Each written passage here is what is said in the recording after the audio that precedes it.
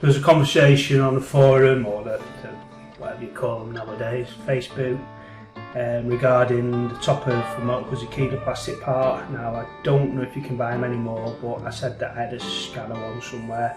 When I looked, couldn't find it, so anyway I decided to do a new one, and I just thought I'd video it so people will see how it works.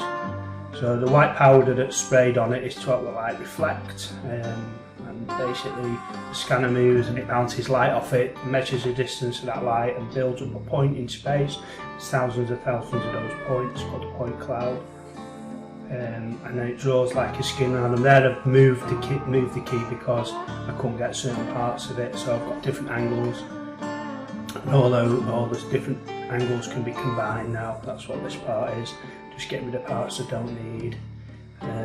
There's only two there, but that's starting to build up the combined point cloud, and then it puts a skin over it. This is in cab now, so it's made that into what you call a mesh, and I'm just cutting the parts out to make it neat. It struggles to get deep inside things, so it looks a mess, a bit blobby, so I just decided to cut the parts out so it was neat.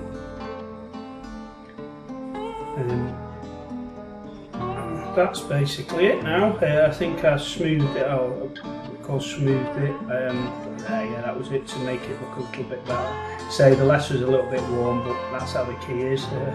It's done thousands of miles, 40 odd year old off my Guzzi, so a little piece of history I suppose.